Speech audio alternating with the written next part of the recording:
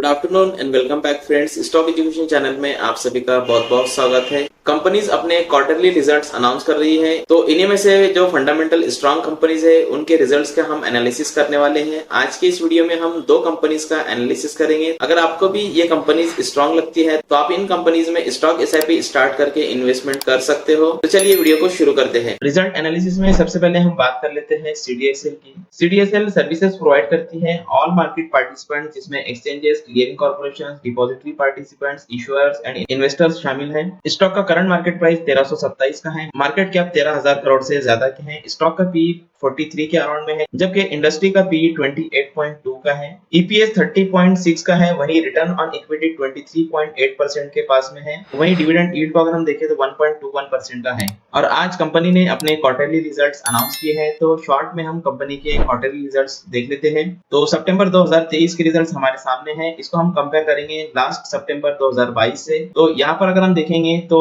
Sales growth के अंदर हमको 39% की ग्रोथ देखने को मिली है। ऑपरेटिंग प्रॉफिट में हमको 41% की ग्रोथ देखने को मिली है और नेट प्रॉफिट में हमको यहाँ पर 35% की ग्रोथ देखने को मिली है। वहीं अगर हम पिछले क्वार्टर की बात करें तो पिछले क्वार्टर में जो नेट प्रॉफिट्स थे वो 74 करोड़ के थे और इस क्वार्टर में 109 करोड़ के हैं। तो यहाँ पर अगर हम देखेंगे तो 48% की ग्रोथ हमको यहाँ पे देखने को मिली है। कंपनी की नेट प्रॉफिट मार्जिन की अगर हम यहाँ पर बात करें तो मोर देन 50% के हैं, जो कि काफी अट्रैक्टिव नेट प्रॉफिट मार्जिन यहाँ पर हमको देखने को मिल रहे हैं। इनकम स्टेटमेंट की अगर हम ट्रेंड एनालिसिस करें तो पिछले 3 साल के अंदर यहाँ पर 37% की सेल्स ग्रोथ हमको देखने को मिली है। प्रॉफिट आफ्टर टैक्स में भी हमको 37% की ग्रोथ देखने को मिली है। वहीं ईपीएस की अगर हम बात करें तो पिछले 3 साल के अंदर 37% की हमको ग्रोथ देखने को मिली है। रिटर्न की अगर हम यहाँ पर बात करें तो पिछले 5 साल में कंपनी ने हमको 26% के रिटर्न दिए हैं, जबकि पिछले 3 साल में 62% के रिटर्न दिए हैं। तो स्टॉक के फंडामेंटल्स लॉन्ग टर्म पर्सपेक्टिव से काफी बेहतरीन है। अगर आप इस स्टॉक के अंदर लॉन्ग टर्म के लिए इन्वेस्टमेंट करना चाहते हो तो एसआईपी मॉडल के अंदर आप इस स्टॉक को अकोमोडेट कर सकते हो। सेकंड कंपनी जिसने हाल ही में अपने रिजल्ट्स अनाउंस किए हैं वो है रिलायंस इंडस्ट्रीज। तो रिलायंस इंडस्ट्रीज का करंट मार्केट प्राइस 2266 का है। मार्केट कैप 15 लाख करोड़ से ज्यादा के है। स्टॉक का पी 22.4 का है। वहीं इंडस्ट्री का पी 13 का है। तो पी के कंपैरिजन में स्टॉक थोड़ा सा ओवरवैल्यूड हमको नजर आ रहा है। वहीं हम ईपीएस की बात करें तो 101 का है। रिटर्न ऑन इक्विटी 8.94 का है। सेल्स ग्रोथ अगर हम पिछले 5 साल में देखें तो 17.5% के अराउंड में है। हाल ही में कंपनी ने क्वार्टरली रिजल्ट अनाउंस किए हैं। तो सितंबर 2023 को हम पिछले सितंबर 2022 से अगर कंपेयर करें तो सेल्स में हमको 1% का ग्रोथ देखने को मिला है। ऑपरेटिंग प्रॉफिट मार्जिन 32% से बढ़े हैं। वहीं नेट प्रॉफिट में हमको 28% की ग्रोथ देखने को मिली है। कंपनी की अर्निंग्स को अगर हम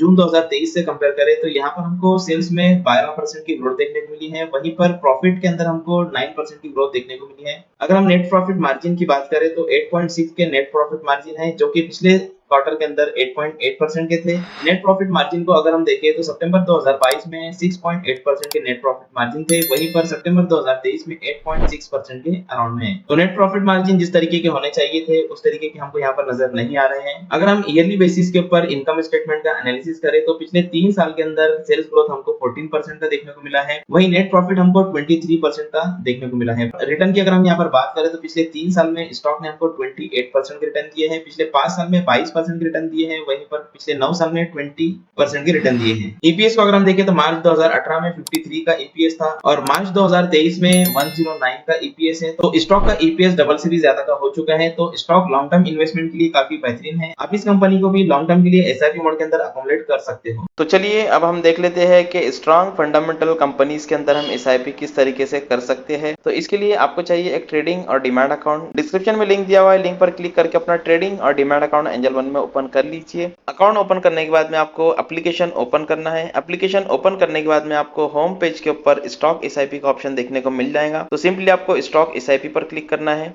स्टॉक एसआईपी पर क्लिक करने के बाद में आप क्रिएट स्टॉक एसआईपी पर क्लिक कीजिए। क्रिएट स्टॉक एसआईपी पर क्लिक करने के बाद में आपको सर्च में यहाँ पर स्टॉक का नाम डालना है। स्टॉक का नाम डालने के बाद में आपको स्टॉक एनएसी सेलेक्ट करना है। स्टॉक एनएसी सेलेक्ट करने के बाद में आपके सामने कुछ इस तरीके का इंटरफेस आएगा। तो आप यहाँ पर क्वांटिटी और अमाउंट वाइज एसआईपी स्टार्ट कर सकते हो। यहाँ पर आपको क्वांटिटी डालना है। यहाँ पर आपको फ्रीक्वेंसी सेलेक्ट करना है। आपको मंथली, वीकली या फिर डेली करना है और यहाँ पर आपको डेट सेलेक्ट करके सिंपली प्रोसीड के ऊपर क्लिक करके अपने ऑर्डर को कंफर्म कर देना है। सभी डिटेल्स फिल करने के बाद में आपको प्रोसीड पर क्लिक करना है और प्रोसीड पर क्लिक करके आपको यहाँ पर कंफर्म पर क्लिक कर देना है। तो इस तरह से आप एंजल वन मोबाइल एप्लीकेशन का यूज करते हुए स्टॉक एसआईपी स्टार्ट कर सकते हो। Thank you so much.